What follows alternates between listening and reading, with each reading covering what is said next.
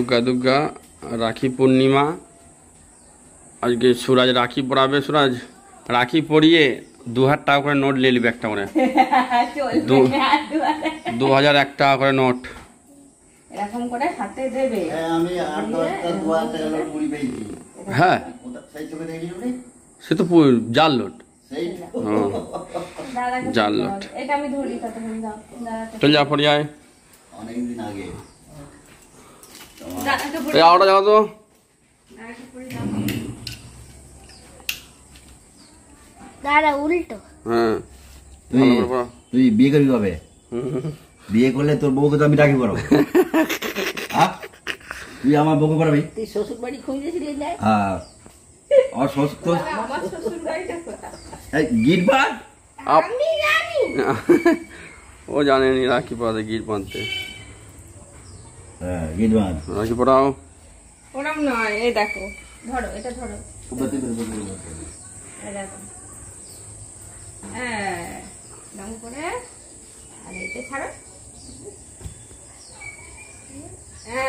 এবার দাদাকে গড় করে নাও গড় করে নাও। গড় করে নাও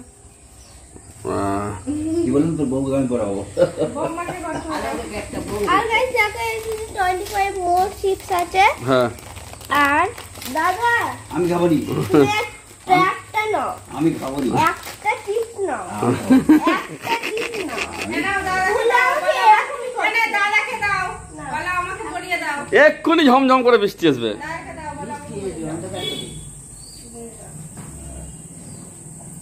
ও মা শোনো রাখিটা পরে নাও তাড়াতাড়ি ঝমঝম করে বৃষ্টি আসবে ঝমঝম করে বৃষ্টি চলে আসবে এক্ষুনি দা কাজে 2001 টাকা নিয়ে এলে আর দেখো আমি দাদাকে আর দিদুকে রাখি পরাবো হ্যাঁ আর আর আর আমি টাকা পড়াবো ও আমার মা আছে মা গার্লফ্রেন্ডকে পড়াতা আমার গার্লফ্রেন্ডকে সে তোর গেবে আমার বলো আমি বিয়ে করি কত করে রাখিগুলো 10 টাকা নাম পরি দাও দিদুকে ওইটা পরি দাও ডান হাতে হ্যাঁ ডান হাতে সকালবেলায় পত্রিকা হাফে বেশি আগে দিতে পারে বিক্রি হয়ে গেছে ও কি করতে পারে তো 5 টাকা করে ও মেঘ করেছে আমি বুঝিয়েছি এখন 10 টাকা 50 টাকা 100 টাকা আছে 5 টাকা 2 টাকা সব শেষ হয়ে যায় কি ভুল করে না ঠিকই করেছো আমি তো তোমায় হেল্প করে দিলাম ওইটা একটা চিপস নাও আমি গিফট দিয়ে দিলাম সুদ দিয়ে দিলাম থাক থাক থাক পরে শুনি চিপস নাও হ্যাঁ এটা চিপস খাও আর সুরাজকে পরি দাও তুমি আমার দিদু আমাকে যে এক দুটো হয়ে যাবে দুটো হয়ে যাবে ঘুরে যাবিস কেন এটা ওকে পর আঁটি কোরআন একটা বই হয়েছিল এই সাদা মামা এসো সাদা বম্মাকে রাখি পড়ায় সাদা বম্মা তো মা হয় সাদা বম্মাকে এমনি নন করে আশীর্বাদ নিয়ে নাও আদা বাবা কি আগে বলে দিস তোর বাপ তোর বাপকে পড়াতে আর দিদুকে নন করে নাও চলো তুমি কালকে ঘুমি ঘুমি এসেছিলে মনে আছে কি নেই কম্বল গায়ে দিয়ে এই না গুছিয়ে নিয়েছেন এ নাম নাম বাবা নাম বাবা নাম এক্ষুনি বৃষ্টি চলে আসবে বাবা এই আম টেবিলে পৌঁছে নিচে মনে পড়ে গেল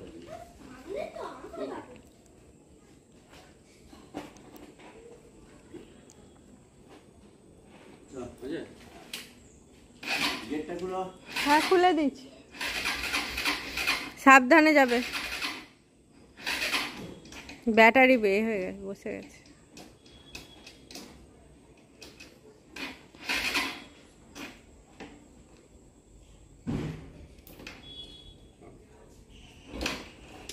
বাবা সয়ে যা ব্যাটারিটাই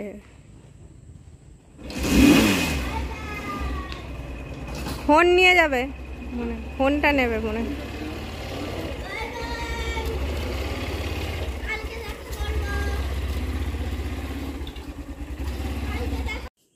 গুড মর্নিং বন্ধুরা, সবাইকে রাখি পূর্ণিমার প্রীতি শুভেচ্ছা ও অভিনন্দন জানিয়ে আজকের ব্লগটা শুরু করলাম। সকাল সকাল সুরাজ তার দাদা দিদুকে রাখি পরিয়ে আমরা আজকে বেরিয়ে গিয়েছিলাম, আমি আর বাবা, খড়গপুরের দিকে। কারণ বাবা মা একটু বৃন্দাবন ঘুরতে যাবে। আমি অনেক ছোট ছিলাম তখন বৃন্দাবন ঘুরতে গিয়েছিলাম, মনে আছে আমার সব কিছু। তো তারই পাস আনতে গিয়েছিলাম খড়গপুরে। তো আজকের ব্লগটাতে শেষ পর্যন্ত থেকো, আর তোমরা সবাই অনেক ভালোবাসা দিচ্ছ, তোমাদেরকে সবাইকে অসংখ্য ধন্যবাদ। আর আমরা কোলাঘাট থেকে একদম রিটার্ন টিকিট কেটে পৌঁছে গেছি খড়গপুর স্টেশনে। আর সত্যি কথা বলতে এটা বাস্তব, এখন আমাদের মানে বিশেষ করে আমাদের এখানে মানে লোকাল এখানে এই যে ট্রেনেতে এত প্রবলেম, কোনো ট্রেনের মা বাপ নেই।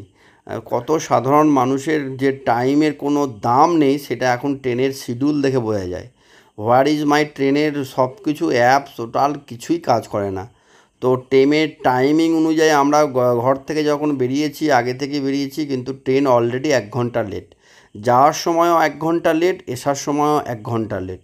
মানে এত মানুষ প্রতিদিন যাতায়াত করে, আর মানুষের কোনো টাইমের দাম নেই যেন, এরকম অবস্থা, এরকম কন্ডিশন মনে হয়। মানে রাগও হয়, আবার মানে পরিস্থিতি অনুযায়ী একটা কথা বলে না, লোকাল মানুষের জন্য লোকাল ট্রেন। তো সেই হিসাবে অ্যাকচুয়ালি এগুলো সাধারণ মানুষের এত হয়রানি হয় ট্রেনের যাতায়াতে। তো আমরা খড়গপুরে পৌঁছে গিয়েছিলাম, এটা পার্ট অফ আলাদা মানে টপিকের উপর চলে যাচ্ছি, কিন্তু সত্যিই মানে বিরক্ত লাগছিল। তো অনেক দিন পর ট্রেনটা অ্যাকচুয়ালি আমি অ্যাভয়েড করি এই সব কারণের জন্য, কারণ মিটিংয়ের জন্য আমাদের টাইমিংটা ঠিকঠাক রাখতে হয়। তো ট্রেনের টাইমিংয়ে যদি কেউ আর শিডিউল সাজায়, তার টাইম মানে বিয়ের লগন তার পাল্টে যাবে। মানে বিয়ের লগনে যদি বর যদি ভাবে যে ট্রেনে করে আমি বিয়ে করতে যাব, তার লগন পেরিয়ে যাবে। তো আমরা পৌঁছে গেছি খড়গপুর স্টেশনটা দেখতে পাচ্ছ কী সুন্দর স্টেশন।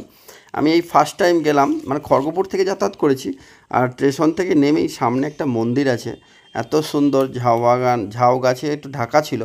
তো যতটা ক্যামেরায় পেরেছি দেখানোর চেষ্টা করেছি, দারুণ। আর সামনে কিন্তু আর একটা মন্দির আছে, এবং মেন যে হেড অফিস, ওখানে আমি আর বাবা দুজনে মিলে গিয়েছিলাম ওই পাসের জন্য।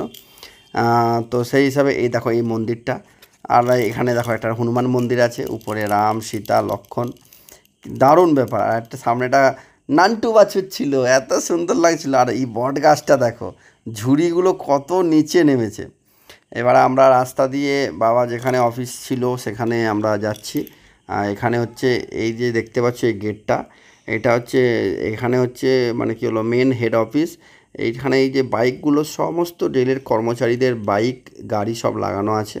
আর সামনে দেখতে পাচ্ছ বিল্ডিংটা, আর এই সামনে দেখো একটা ট্রেন আছে, কি সুন্দর লাগছে ট্রেনটা, মানে এত সুন্দর। মানে আগে অনেক সময় কি হতো, বিভিন্ন জায়গায় যেতাম, গিয়ে দেখে চলে আসতাম, কিন্তু এখন হচ্ছে একটু ব্লগ করি বলে তো কি হয়, সমস্তগুলো একটু ফোনের ক্যামেরায় ক্যাপচার করার জন্য এত সুন্দর লাগে। সত্যি আমরা হয়তো মানে যখন ওই জায়গায় থাকি এইভাবে কিন্তু দেখি না। এটা মানে থাকে, এটা পরিশ্রম থাকে, একটা হেডেক থাকে, একটা সময় থাকে। তারপর আমাদের কাজ টাজ হয়ে গিয়ার পর আমরা 1 ঘন্টা ধরে প্রায় স্টেশনতে বসেছিলাম, শুধু একটু চানা খেয়েছিলাম। এত মানে 4টে বেজে গেছে, সকালবেলা আমি স্নান করে যাইনি, বাবা স্নান করে গিয়েছিল। এই সবে ট্রেন আসছে, মানে এই ট্রেনটা প্রায় 1 থেকে 1.5 ঘন্টা লেট, মেদিনীপুর লোকাল। তো ট্রেন আসার সঙ্গে সঙ্গে আমরা ট্রেন ধরে পড়ি।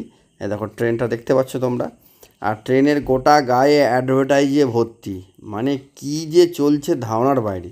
মানে বিজ্ঞাপন, ওই স্টেশনে যতক্ষণ বসেছিলাম ততক্ষণ যে অ্যানাউন্সমেন্ট হয় ওতে মানে চলছে বিজ্ঞাপন, নানা রকম স্যালিকল মলম, নানা রকম জিনিসে বিজ্ঞাপন। ট্রেনের গায়ে তো বিজ্ঞাপন দিতে ছাড়েনি, আর ট্রেনের টাইমিংয়ে কোনো সেন্স নেই। তো সেই হিসাবে সাধারণ মানুষের তো ভোগান্তি হয়। এরপর ট্রেনে করে আমরা প্রায় কোলাঘাটে পৌঁছে গেছি। দেখো এটা দেখতে পাচ্ছ কোলাঘাটের থার্মাল পাওয়ার প্রজেক্ট। তোমরা অনেকে জানো কোলাঘাট হচ্ছে দুটো জিনিসের জন্য ফেমাস, দুটো তিনটে জিনিসের জন্য, ইলিশ মাছ, থার্মাল পাওয়ার প্রজেক্ট, আর কোলাঘাটের আর কি আছে, কোলাঘাটের সুশান্ত মাইতি আর সুরাজ মাইতি, এরপর আমরা বাড়ি পৌঁছানোর সময় এই দেখো আমি বাইরেটা একটু করে ভিডিও নিচ্ছিলাম, আর সত্যি খুব সুন্দর লাগে। এরপরে আমাদের ট্রেনটা দ্রুত গতিতে এগোচ্ছিল, কারণ সিগন্যাল সেরকম ছিল না, ট্রেন ছিল না তো সিগন্যাল থাকবেই করে। আলটিমেট শেষমেশ পৌঁছে গেছি কোলাঘাট স্টেশনে। আমাদের কোলাঘাট স্টেশনটা এত সুন্দর না, মনে হয় কোনো পাহাড়ের হিলে চলে এসেছি। মানে অনেক আপ, তো আপ বলতে মানে উঁচুতে, মানে এমনি যে রোড আছে। আলটিমেট পৌঁছে গেলাম কোলাঘাটে। এবার এখান থেকে আমরা কি করব, বাইক করে বাড়ি ফিরবো। তো ট্রেন আমাদেরকে ছেড়ে দিয়ে আবার সে তার জায়গায় মানে এগিয়ে যাচ্ছে হাওড়ার দিকে। এরপরে এখান থেকে ক্রসিং করে ওই সাইডে আমার গাড়িটা রাখা ছিল।